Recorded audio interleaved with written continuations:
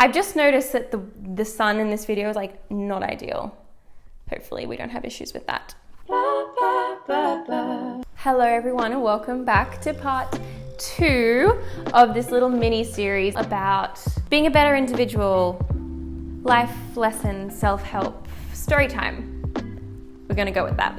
Excuse the hair. I'm trying out a brand new all-natural hair mask recipe for you, which I may share in the future if it's any good. The last video I made, I talked about how I made a really dumb decision in hindsight to run a half marathon back in 2020, and how me failing to do that taught me so many lessons about how to actually set proper goals.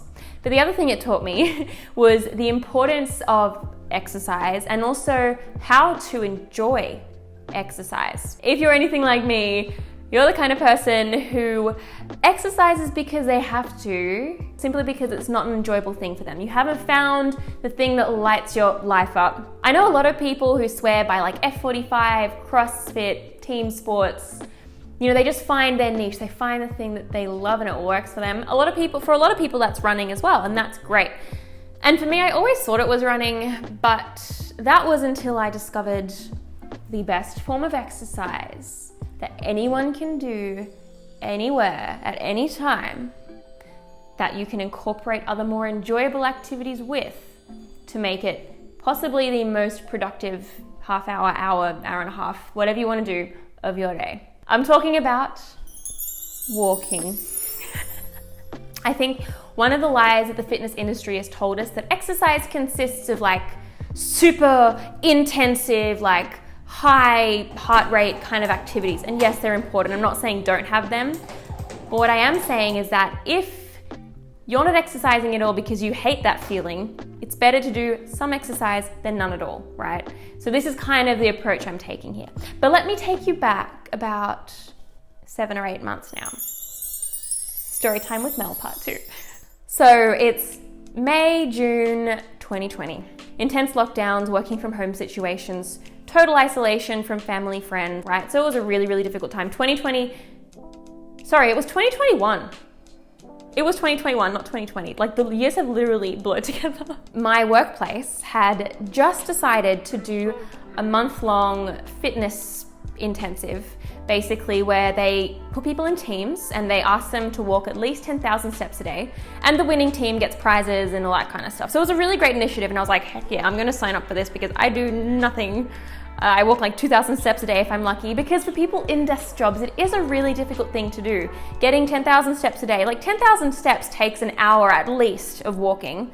If you're running, maybe like 40, 45 minutes. But for me, that was just not happening because I was leaving home at 7 a.m. I was getting home at like 6 p.m. That was my whole day. I had a big commute. It was just not, I just didn't know how. So I decided to sign up and I started walking. It is so cold. I started walking at lunchtime. Where we're going to explore today.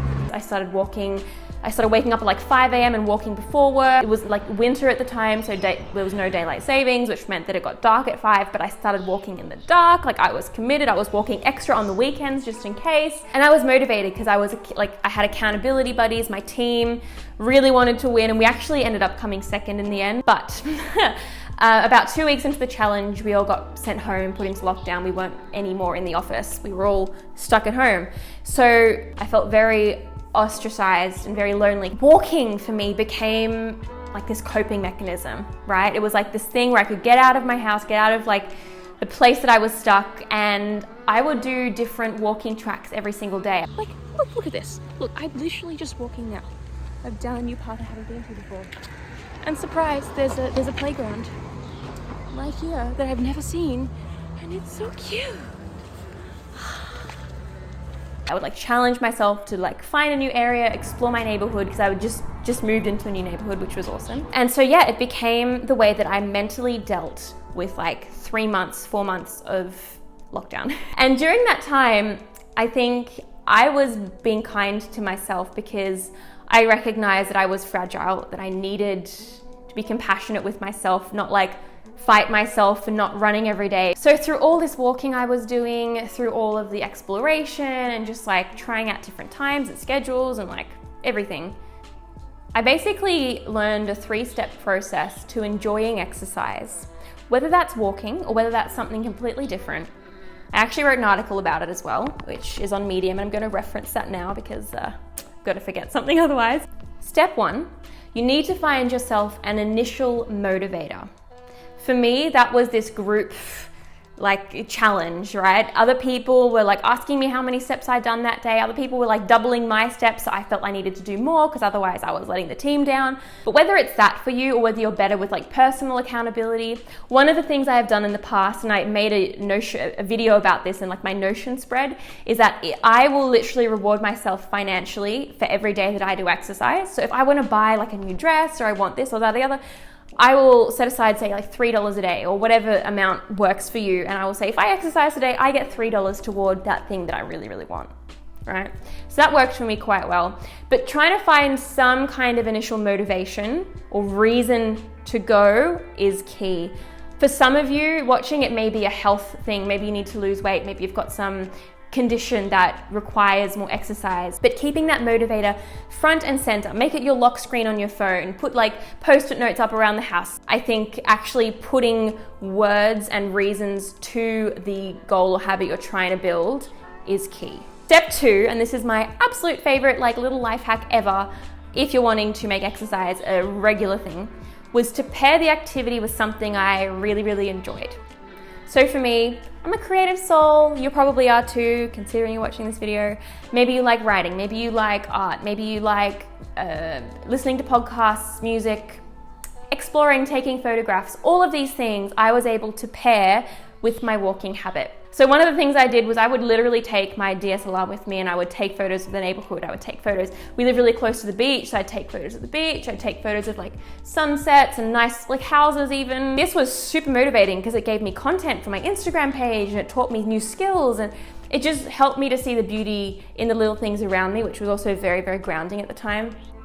Another thing I did was I started getting really into audiobooks. So every time I would go walking, it was my reward, and I could get lost in another fiction narrative story or non-fiction narrative. Another thing I started doing as well was writing articles. I would write articles for my job. I would literally walk and be typing in my notes app, and by the time I got back, I had a full article written, which was amazing. Writing, or even calling someone or text messaging if that's your thing, that's perfect for when you're walking. It's the best thing you can do. Another thing for me was just exploring, just finding new places to go. I also got really into plants and gardening and taking snippets from existing plants and then planting them in my garden. So a couple of times I went through the neighborhood with scissors and would chop plants from not people's gardens, but the footpath. It was fine. It was fine. The whole point of me saying that walking is the best activity is not because walking is the best activity, but because I was able to pair it with 5 or 6 different activities that I could do at the same time if I wanted to. I could take photos and write, or I could listen to a podcast and take clippings from the neighborhood, whatever. Walking is such a versatile activity in that sense. So I really recommend it for that reason. But maybe you could find another activity that you can do the same with. Maybe it's rock climbing for you. Maybe you can go with a buddy.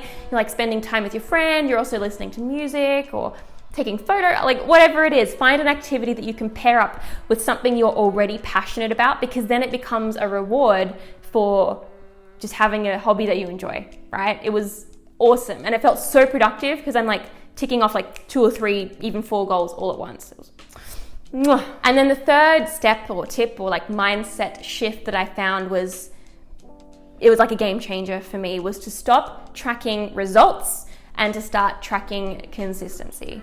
So it's something that I've always struggled with. I'm an eldest child, I'm a high achiever. I learned growing up that my value was in my achievements and being the best in the class or the best in the cohort or whatever it was, right? And because of that, I always found exercise to be a really stressful activity. Athletic days at school were so stressful for me because if I didn't come first, second, or third, I was a failure and there was no point me even going in the first place. That was my mentality. And so even now when I exercise, I still have dribs and drabs of that mentality. And so the Nike app is my best friend and my worst enemy, because if I'm slower one day than I was the previous day, I don't want to go running the next day, and it's super demotivating. And it's the same as well if you're trying to lose weight. if you start exercising and you're tracking the results and you suddenly start putting on weight, it's so demotivating. And actually, if you've seen Will Smith's latest like documentary on YouTube Originals, the same thing happened to him. Like week 1, he'd like put on 3 pounds or something, and he's like, what is this? Classic example. So rather than tracking results, tracking consistency. And this is kind of in the realm of like atomic habits and that whole, I guess, mentality there, where you need to just take tiny little steps every single day and like track the smallest possible increment every day. So for me, the consistency was literally just to get 10,000 steps a day. Didn't matter how long that took, just being consistent every single day, except that Saturdays, which is my Sabbath. I was walking like crazy. I was just going, and once I got out the gate, I could pretty much tick it off my list because I loved it so much that I would just achieve the goal every single day. So whatever that goal looks like for you, maybe for you, it's literally just putting on your lace-ups and walking out to the front steps. And if you there's a fly, oh my goodness. Ooh. As I was saying, maybe for you, that goal is way smaller. It's just putting on your lace-ups and going to the front step. Doesn't matter if you even run, you've just done that. And like most of the time you will run because you're already there in the first place. And that's the whole kind of principle there. So tracking consistency and not tracking results, that whole thing was just like the happy trilogy. Having that third step with the first 2 steps sealed the deal. And now that I have that kind of structure in place, it is so much easier for me, so much easier for me to live more of an active lifestyle. I'm not gonna say that I'm perfect. I definitely could be better. Definitely could do more exercise, but I'm just happy because now I have a sustainable routine. I'm not burnt out or anxious or stressed or like feeling guilty or punishing myself. I'm in a happy mental space. And honestly, I think being in a positive mental space is the whole purpose of this, right? Like everything is mental at the end of the day. Everything is in your head. And you want to do as much as you can to get out of your head and actually just enjoy your life and enjoy the moment. And this was the way that I did that. So I hope that video helps you. I hope that if you're someone like me who doesn't love exercise, that it will help you, that it will, just remind you of what's important. And hopefully you can think of something in your life that you don't hate, that you compare with something that you love, and it can become a neutral, if not positive experience for you. Anyway, I'll stop rambling. Thank you so much for listening. If you resonated with this, please comment below what kind of exercise you enjoy or what you're thinking of pairing together. Hit that subscribe button if you'd like more videos, and give this video a thumbs up if you enjoyed it, and I will see you in the next one. Take care, God bless, and goodbye.